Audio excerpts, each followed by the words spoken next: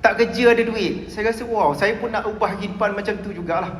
Okay, jadi saya pun belajarlah buat bisnes Amway. Dan pada waktu tu Amway Malaysia dia buat diamond recognition ni setiap bulan. Jadi saya sentiasa check dalam majalah dia bila diamond recognition di Dewan Merdeka PWTC. Setiap bulan memang saya pergi dengan isteri saya, pergi melihat kejayaan setiap bulan tuan-puan, untuk cari inspirasi. Jadi kalau dekat Dewan Merdeka tu tuan-puan, saya duduk di Dewan Merdeka tu, dia ada dua level. Saya duduk di sebelah sini. Saya duduk atas supaya saya duduk depan tu, saya tengok siapa achievers, siapa leaders. Memang kami sentiasa duduk kat situ. Sampai ada beranak pinak pun kami pergi juga, husband and wife, pergi tengok kejayaan orang lain. Jadi pada waktu itulah tuan-puan, saya dah biasa dah melihat kejayaan. Saya dah biasa tahu dah cabaran, sehingga saya rasa cabaran kesusahan tu dah bukan lagi kesusahan. Sebab kita dah tengok jalan hidup orang lain. Cabaran kesusahan tu adalah sebahagian daripada kejayaan. Dia bukan halangan tuan-puan, sebahagian daripada kejayaan. Jadi pada ketika itulah saya dah tanam cita-cita, kalau orang lain boleh berjaya, saya pun mesti boleh berjaya. Itu kami husband and wife. Dan kami pun dah fikir dah suatu hari nanti kita akan naik stage, foto kita besar, orang akan tengok, orang akan recognize kejayaan kita. Okay? Alhamdulillah saya dapat capai diamond bukan dalam Amway, dalam public goal. Terima kasih Dato'. Jadi tuan-puan, jadi saya sebelum public goal saya dah buat bisnes macam-macam lah. Yang paling lama ialah direct selling Amway. Bisnes yang sangat bagus, saya sangat respect. Tanpa Amway mungkin saya tak berdiri atas stage hari ini. Mentor kami adalah Executive Diamond Amway, Hajah Nortini dan arwah Haji Ramli, dah meninggal dunia tahun lalu. Okay. Mereka ni lah yang tuan-puan yang banyak mendidik kami daripada tak tahu bisnes. Jadi saya ingat kata-kata dia, bila saya tak pandai tuan-puan, dah tak ada pengalaman, dia cakap, Zul, bodoh buat, dia cakap. Maksudnya buat dulu faham kemudian.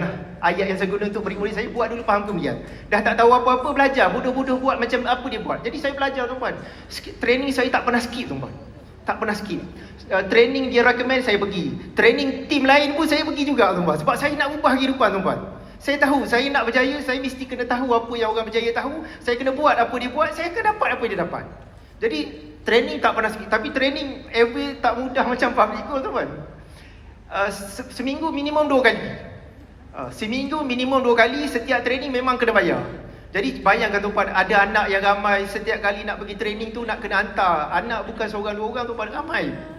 Jadi setiap kali pergi training nak kena bayar orang untuk jaga anak, pergi training, belajar. Biasa training lepas habis belajar, habis kerja, balik rumah cepat-cepat. Isteri saya dah siap-siap kan. Saya ambil dia, pergi hantar anak rumah orang, rumah penjaga tingkat 3 tuan-puan. Saya duduk rumah flat rumah saya tingkat 1, rumah penjaga tingkat 3. Jadi ambil anak, hantar seorang. Lepas tu pergi training, balik biasa pukul 11, pukul 12. Ambil kutip pula masuk dalam kereta. Daripada tingkat 3, anak dah tidur tuan-puan, angkat seorang, masuk dalam kereta, balik rumah, angkat pula seorang, masuk dalam rumah. Macam itulah rutin tuan-puan sepanjang 7 tahun saya buat MB. Macam itulah rutin. Memang penat tuan-puan, penat. Training saja pun saya dah penat dah tuan-puan. Tapi saya fikir kalau saya tak buat ni, apa lagi? Apa jalan yang lebih baik untuk saya? Saya fikir isteri saya tak ada pendapatan. Anak ramai. Anything happen kepada saya, apa nasib isteri dan anak-anak saya? Mentor saya Haji Ramli sebut, Zul, bos you tak hantar beras rumah you kalau anything happen kepada you. Jadi saya fikir saya tak ada jalan lain. Saya mesti berjaya. Saya tak ada pilihan. Tuan-puan. Jadi saya bekerja kuat tuan-puan. Akhirnya lama saya buat MBA. Buat tak jadi berapa tahun tuan-puan. Lepas 7 tahun tu saya ingat income saya dalam 1,000 lebih. Training tak pernah skip tau. Tapi adalah cabaran sebab bila kita ada mentor tuan-puan, bukan sahaja kita belajar daripada kejayaan dia, kita juga, saya paling banyak belajar daripada kesilapan dia. Saya banyak belajar daripada kesilapan dia. Dan hari ini saya membina tim dan saya tak ulangi lagi kesilapan yang mentor saya buat.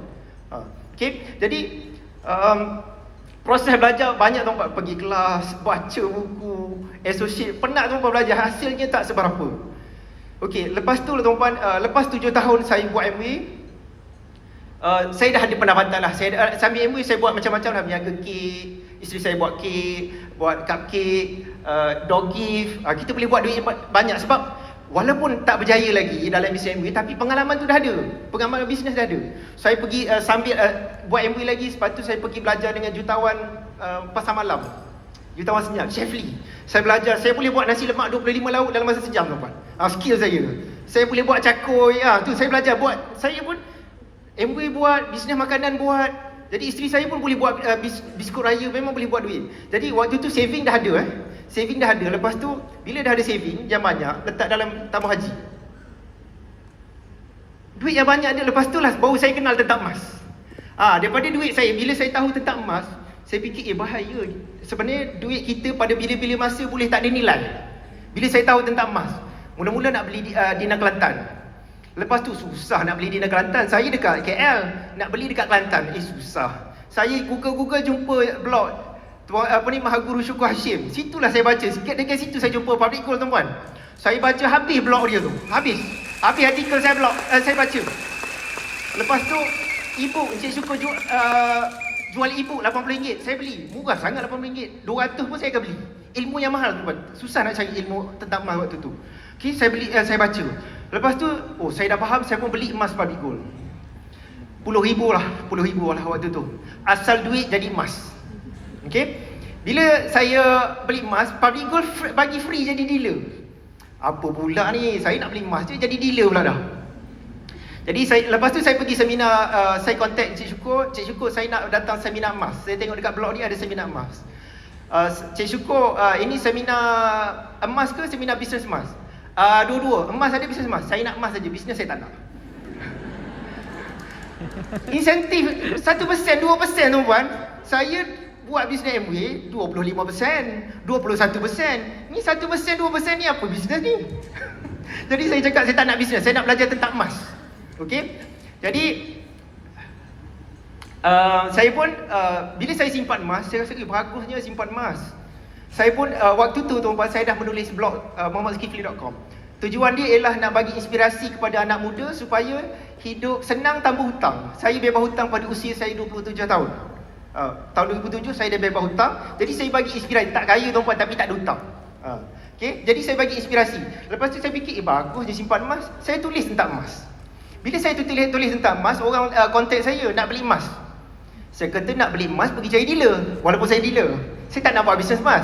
Takut distraction, gangguan. Saya buat bisnes MW. Saya kata pergi cari dealer. Jadi bila saya dapati, saya suruh cari dealer. Pada waktu tu ajaran dalam simpanan emas ni macam-macam tuan-tuan. Ada ajaran sesat, ajaran sosang, semua ada. Teknik rempit lah apa semua lah. Jadi bila saya suruh pergi cari orang lain, feedback yang saya dapat, ada customer saya, ada follower saya pergi beli barang kemas. Cik Zul, saya dah beli dah barang kemas RM30,000. Aduh, saya tepuk dahi. Beli barang kemas untuk simpanan pun dah rugi. Jadi saya fikir, lepas tu pergi cari dealer. Dealer dia jual emas, dia tak bagi ilmu tentang emas. Tak bagi ilmu yang betul. Jadi saya fikir saya kena ambil tanggungjawab. Tak apa, saya tak nak buat bisnes Public Gold. Saya bantu follower pembaca blog saya untuk macam mana nak beli emas dengan Public Gold. Saya bantu tuan-tuan. Jadi bukan niat nak buat bisnes tuan-tuan. Saya bantu-bantu, ramai pula yang beli emas dengan melalui saya lah. Manual lah, untuk bantu saja. Lepas tu tuan-tuan, dalam masa yang sama, walaupun saya tak fokus bisnes Public Gold, saya pun belajar. Yelah, bila dah jadi dealer, kena ada ilmu sebab kita ada tanggungjawab. Saya pergi training dealer, saya pergi kelas New Dealer Orientation, pergi saya associate dengan dealer-dealer, master dealer pada waktu tu, belajar macam mana nak buat bisnes Public Gold ni. Saya belajar. Jadi pada waktu tu saya tengok, saya jumpa seorang master dealer dekat Puchong pada waktu tu. Dia kata, tengok saya dapat insentif RM600, tak payah jumpa customer pun. Wah, tak payah jumpa customer, RM600. Ini luar biasa. Jangan cerita RM6,000 sekarang, RM6,000 tu biasa. RM600 saya rasa, wah luar biasa. RM600 tak payah jumpa customer, ajar beli secara online, customer bayar sendiri, ambil stok sendiri, dapat RM600 sebulan. Wow, saya rasa dah luar biasa. Jadi pada waktu itulah tuan-tuan, okey, saya tak jual emas, saya buat macam master dealer tu buat lah. Hinggalah tuan-tuan, akhir sekali insentif daripada bisnes. Saya tak tahu berapa banyak sale saya buat, tapi insentif saya makin lama makin meningkat, makin lama makin meningkat. Lebih cepat daripada bisnes MW yang saya buat dulu. Okey, jadi pada waktu tu bisnes bagus, tapi kami tak buat decision untuk buat bisnes Public Gold. Itu hanya nak tolong orang saja. Okey. Bila bisnes saya grow, tuan-puan, Mr. Kenneth datang jumpa saya pada waktu. Kali pertama. Siapa pula Mr. Kenneth ni? Dia datang jumpa saya, dia nak jumpa saya dekat Old Town, dekat Sunway waktu tu. Dia kata, dia tunjuk saya business plan. Zul, you boleh lahirkan 100 master dealer. Apa saya dapat dengan 100 master dealer? Daripada 2% jadi 0.15%. Baik saya tak payah lahirkan master dealer. Buang masa. Tuan-tuan tahu tak, sebenarnya 0.15% ada dealer public gold dapat income berbelah ribu setiap bulan. Hanya 0.15%. Ramai tuan-tuan tak tahu. Sebenarnya dengan 0.15% besar tau. Ada dealer public gold hari ni berbelah-belah ribu income hanya daripada 0.15% saja. Sebab saya tak tahu mana ada training dealer pada waktu tu, macam mana nak dapat income, tak ada. Jadi saya cakap buang masa. Saya bagi tahu isteri saya. Kata, bang, jangan hilang fokus. Kita buat MBA, jangan buat public gold. Kita betul-betul buat MBA dah bertahun. Dia kata jangan hilang fokus. Kita buat MBA, dia cakap. Lepas tu bisnes dah bagus dah, income dah jauh lah pada MBA. Lepas tu saya dijemput ke HQ Public Gold Penang, meeting dengan Datuk. Waktu tu dealer yang tengah naik, saya macam kat Lopa lah. Pada waktu tu saya tu macam kat Lopa lah. Tengah naik kan, tiba-tiba baru, tiba-tiba naik. Okay, macam kat Lopa lah. Jadi bila saya meeting dengan Datuk, saya tanya Datuk, hari ni saya buat bisnes dengan Public Gold. Kalau saya mati atau apa-apa terjadi kepada saya, apa jadi pada bisnes ni? Datuk cakap apa? Bisnes ni akan diwarisi oleh you punya family. Wah, ini bagus. Ini sama yang saya nak cari, apa yang saya cari dalam MBA, sama. Tapi bisnes public gold jauh lebih mudah daripada saya buat MBA dulu. Sejak pada tu tuan-puan, saya buat decision, saya fokus bisnes public gold. Isteri saya buat MBA, saya public gold. Yelah sayang 7 tahun kan. Customer base pun dah ada. Isteri saya MBA, saya public gold. Lepas tu bisnes public gold makin bagus. Hinggalah income saya lebih besar daripada gaji saya lah. Gaji saya tak akhir tuan-puan 4,000. Lepas tolak-tolak ada 3,000 lebih. Jadi income public gold always lebih daripada income saya. Tanpa saya hanya online saja. Jadi saya fikir-fikir, bila bisnes tengah grow, saya tak senang hati tuan-puan. Sebab tengah kerja customer contact. Kalau saya angkat, satu angkat phone dapat RM200. Nak angkat ke tak nak angkat? Tapi tengah kerja. Aduh. Angkat phone, keluar customer dapat RM200 sebagai contoh lah. Nak angkat ke tak nak angkat? Konflik. Jadi pada awal tahun 2013 saya bagi tahu supervisor saya, bos, saya nak resign. Sebab saya rasa tak berkat saya bekerja lagi, saya buat bisnes. Dan saya pun ada saving yang bagus. Bisnes public gold pun saya buat sambil-sambil pun dah income dah bagus. Jadi saya pun buat decision 2013 saya bagi tahu bos hold saya dulu, tunggu hingga akhir sekali 1 Disember 2013 saya tak terima gaji sampai hari ni dah 11 tahun tak ada gaji tuan-tuan. Hanya income public gold saja. Jadi pada waktu tu tuan-tuan saya bagi tahu ibu saya. Ibu saya bimbang. Anak ramai, isteri tak ada pendapatan. Saya berhenti kerja. Sebenarnya bukan berhenti kerja, saya tukar kerjaya. Ibu saya bimbang, mama saya bimbang. Setiap bulan mak saya tanya, berapa insentif bulan ni? Berapa insentif bulan ni? Lepas 12 bulan, mak saya dah tak tanya lah. Lepas 12 bulan tak tanya lah. Mak saya bimbang lah, takut nanti kan anak-anak nak makan apa kan. Tapi saya tahu apa yang saya buat. Saya dah ada preparation, okay?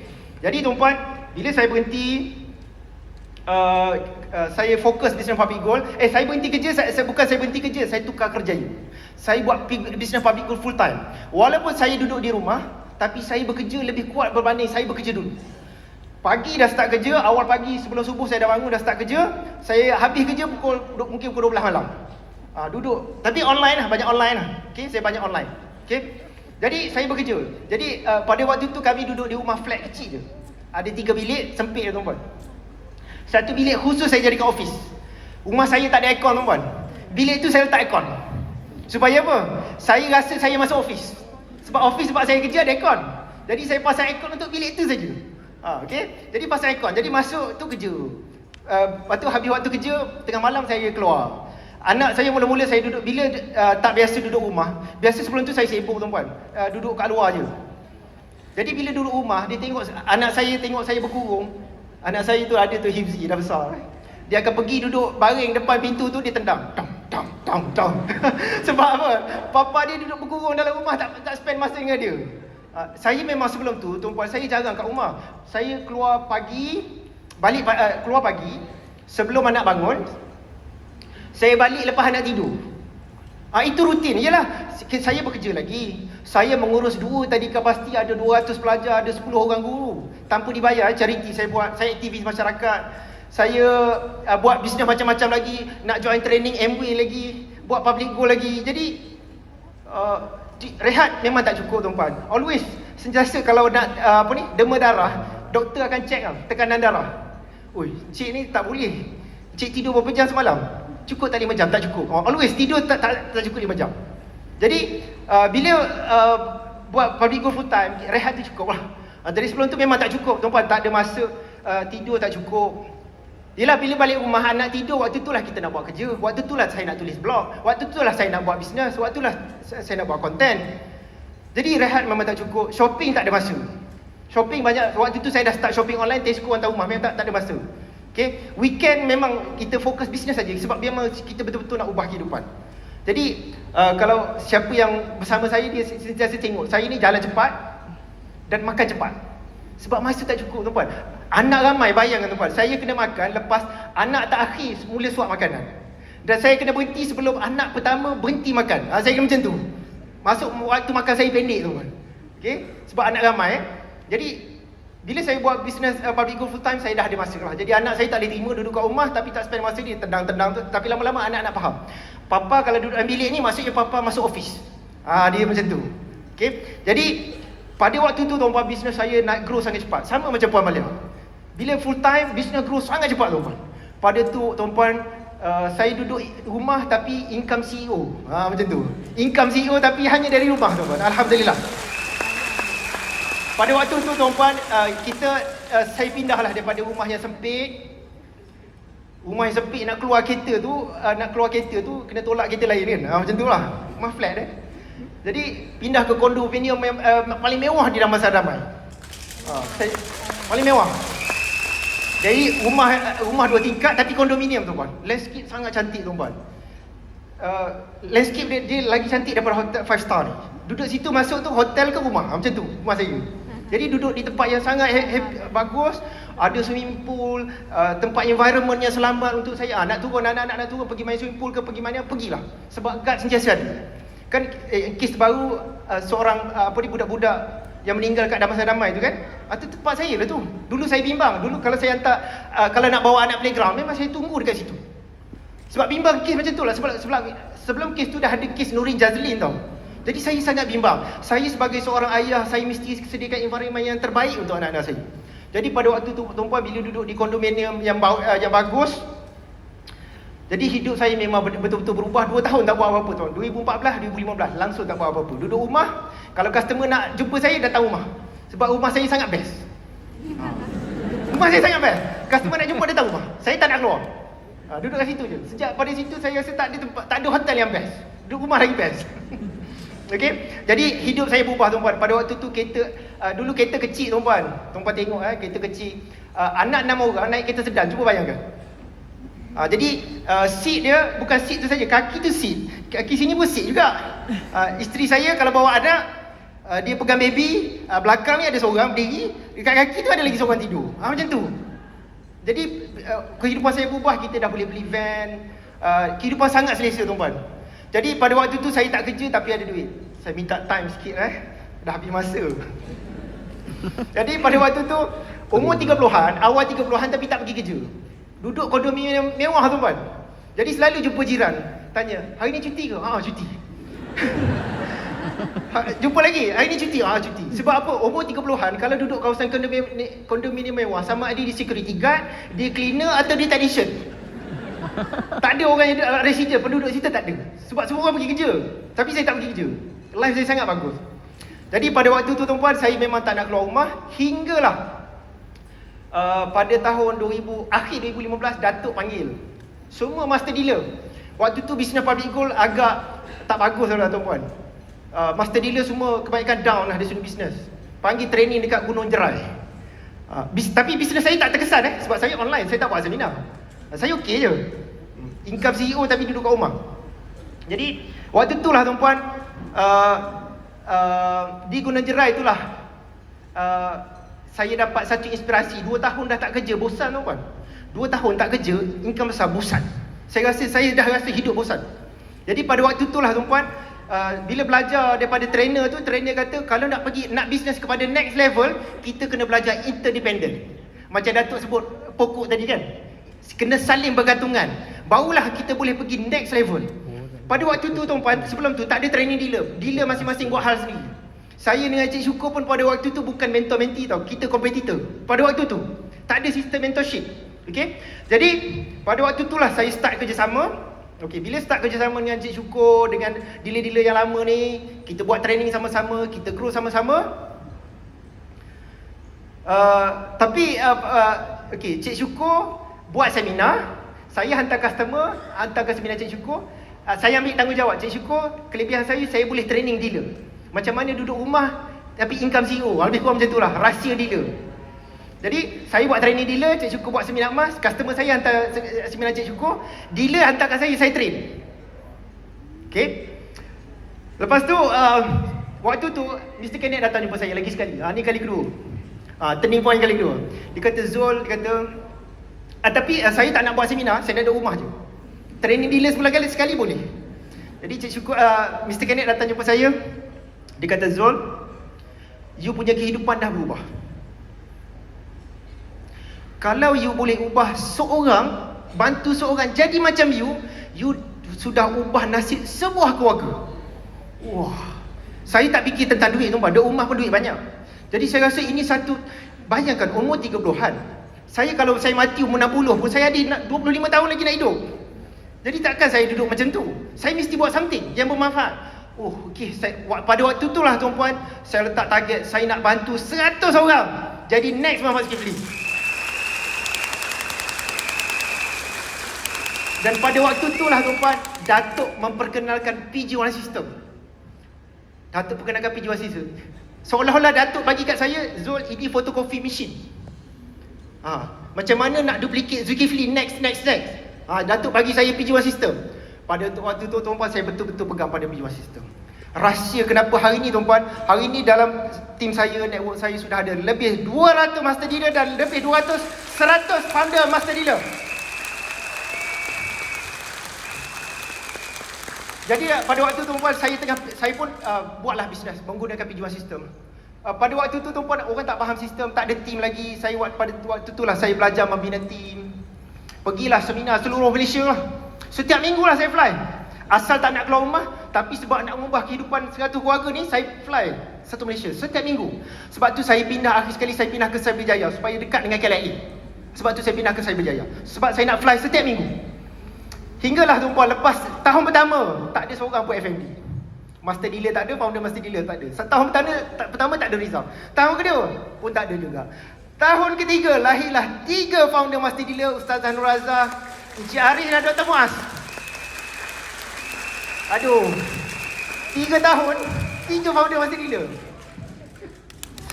Tapi tuan-puan, pada waktu tu tuan-puan, tapi saya sangat yakin saya akan lahirkan 100 founder master dealer. Macam mana saya boleh lihat? Saya dah kira berapa ramai tim saya yang setiap minggu sangat committed join training. Itulah masa depan. Saya dah boleh predict. Pada waktu tu saya dah kira 100 orang setiap minggu follow training. Akhir sekali, bila saya tengah semangat tuan-puan, akhir sekali musibah terjadi dalam hidup saya.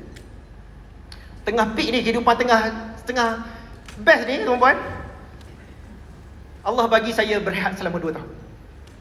Pada waktu tu tuan-puan, tak apa kata keeper, saya dah habis masa ni.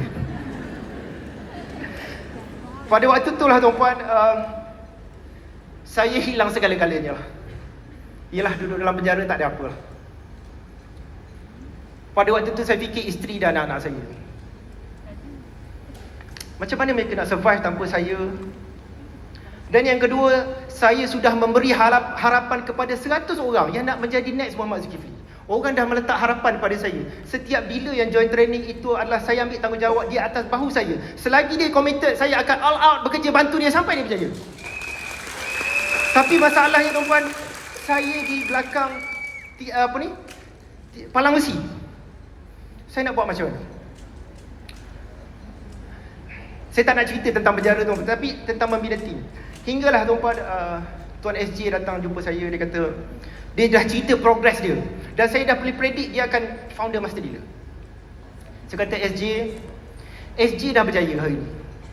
SJ, saya hari ni di saat saya duduk dalam penjara, saya pun tak ada tarikh keluar lagi waktu tu. Tak ada tarikh keluar, tak tahu. Mungkin saya duduk 7 tahun, mungkin saya dah tak jumpa dah tuan-tuan dan puan, mungkin. Dan saya pun tak faham pendakwaan yang saya terima. Saya apa kejahatan saya buat? Saya tak faham. Dan sebab tu saya bagi feedback kepada government pasal kes isu Sosma ni. Jadi saya cakap SG, saya dah tak ada apa-apa dah. Kemewahan saya tak ada apa dah. Nama kebanggaan tak ada apa dah. Kawan-kawan semua kebanyakannya dah tinggalkan saya. Orang takut sebab saya ni dapat dakwaan jenayah. Walaupun saya tak buat benda tu. Jadi saya kata SG, saya dah tak ada apa-apa. Yang masih tinggal dengan saya hanyalah kebaikan-kebaikan yang saya pernah buat. Kebaikan yang saya pernah buat kepada isteri dan anak-anak saya. Mereka masih mempercayai saya sebab kebaikan yang saya buat sebelum saya terpenjara. Tim saya yang saya bantu mereka, walaupun dia bukan dalam bloodline saya bantu mereka. Hari ni mereka masih bersama saya. Yang lain saya dah tak ada dah. Jadi saya tak ada apa-apa. Nama, pangkat, harta, duit semua tak berguna tuan-tuan. Hidup lebih miskin daripada orang miskin. Jadi saya bagi tahu SG, saya tak tahu bila tarikh saya keluar. SG sambunglah kerja saya. Pada waktu itulah tuan-tuan saya pass the baton kepada SG. Dan dia lead G100 Network. Dengan ada usia dia sangat muda. Dia teruskan legasi saya hingga keluar penjara ada 50, daripada 20,000 kepada 50,000. Terima kasih. Tanpa beliau saya rasa mungkin saya keluar tak ada apa-apa lah tuan-tuan. Okay. Jadi pada waktu itulah tuan-tuan, coaching dia datang ke penjara. Saya melalui isteri saya always tanya, team macam mana? Saya pun tulis surat kepada tim. Coaching melalui surat tuan-tuan. Ada lagi surat tuan-tuan. Saya bagi kat isteri saya post dalam grup Facebook, bagi nasihat tim, fokus ni, buat ni secara tulis surat tuan-tuan. Jadi dan ketika saya dalam penjara juga, lawyer saya bagi tahu, dia kata Zul, entah lawyer ni memang tak perform lah, dia kata tak perform lah. Dia kata macam ni Zul, dia kata kalau you mengaku you dah ada rekod jenayah, you punya dealership kena terminate, you dah tak ada apa-apa dengan public good. Begitu dia cakap dengan saya. Kalau saya mengaku, saya boleh keluar penjara awal. Ni Sosma ni pelik ya. Salah tak salah kena hukum. Kalau saya fight, mungkin saya boleh menang tapi saya mungkin 6 tahun 7 tahun dalam penjara. Kalau saya fight, saya menang, saya kena duduk dalam penjara 6-7 tahun paling minimum. Nak lalui birokrasi perundangan. Kalau saya mengaku 2 tahun, saya hilang public good. 2 hari saya tak boleh tidur tuan-tuan. 2 hari saya tak boleh tidur. Yelah, hidup saya ni hari-hari duk buat public goal, tiba-tiba empire dah ada, orang dah percaya pada saya. Tiba-tiba itu yang lawyer saya bagi tahu saya. Nak pilih public goal ke nak pilih isteri dan anak-anak saya? Saya fikir tak apalah. Saya buat public goal pun isteri dan anak-anak saya. Kalau itulah nasib yang saya kena terima dengan public goal, saya terima, saya nak bebas, saya nak jumpa isteri dan anak-anak saya. Luar penjara saya boleh mulakan balik walaupun saya tak ada public goal, saya boleh berniaga. Tapi jalan pun tak apa, tak ada masalah.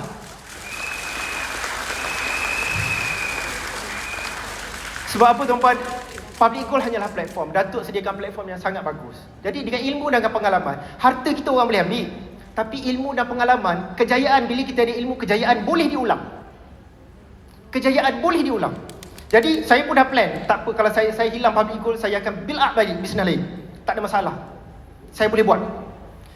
Akhir sekali saya dapat news daripada isteri saya, dia kata Datuk bagi tahu dia kata terpulanglah. Apa yang the best untuk saya dan family, Datuk akan support. Terima kasih Datuk. Pada waktu tu tuan-tuan, ketika saya buat decision, kalau saya hilang public goal pun tak apalah. Tapi dalam masa yang sama saya mengharap, saya berdoa, ya Allah, saya nak teruskan lagi public goal. Kalau saya diberi peluang kedua, saya akan buat public goal dengan lebih baik.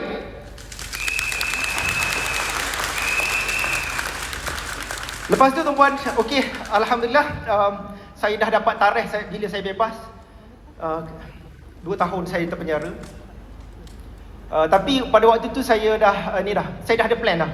Pada waktu tu saya dah dapat news daripada isteri saya, abang ini dah jadi founder master dealer. Ini dah jadi founder master dealer. Ini dah jadi founder master dealer. Ketika saya dalam penjara, saya dah tahu dah. Misi 100 snack Muhammad Zulkifli dah dalam tangan. InsyaAllah. Saya dah tahu. Jadi pada waktu itu tuan-puan, bila saya bebas daripada penjara, belum ada 100 founder master dealer, saya dah bagi tahu kepada tim, misi saya sekarang ni, saya nak bantu ubah kehidupan 1000 keluarga. Alhamdulillah tuan-puan, sekarang ni training bulanan tim saya 1,000. Saya dah tahu dah, training bulanan 1,000. Tuan-puan akan tengok satu masa insya-Allah, tuan-puan kita akan ada 1,000 founder masa dealer dalam Public Gold insya-Allah.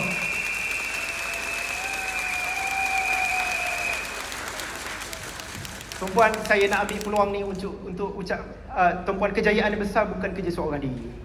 Tak ada kejayaan yang besar yang mampu dicapai hanya seorang diri.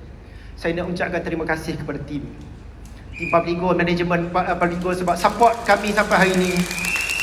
Tim J100, Vice President 1 J100, Tuan Muda Syarif Jamil, Puan Malia, terima kasih sebab kita bekerjasama untuk memimpin J100. Dan kita ada 150 komiti yang bekerja di belakang tabir, komited tanpa dibayar tuan-puan untuk membangunkan platform ni. Jadi tuan-puan, kita dah ada bukti kejayaan yang banyak dalam Public Gold. Saya rasa ini peluang yang sangat bagus. Banyaklah tuan-puan, tuan-puan boleh dapat income yang besar hanya dari rumah. Sangat mudah tuan-puan dengan Public Gold. Jadi sekarang ni tuan-puan, kita gunalah platform yang Datuk dah sediakan ni untuk jadikan diri kita lebih baik, jadikan keluarga kita lebih baik, dan kita jadikan masyarakat kita lebih baik walaupun 1%. Dengan apa yang ada dalam Public Gold hari ni tuan-puan, dengan sistem duplication, photocopy machine, pinjaman sistem yang Datuk dah bagi tu, success is predictable. See you di tahun. Assalamualaikum warahmatullahi wabarakatuh. Terima kasih kita ucapkan kepada 5 Star Diamond.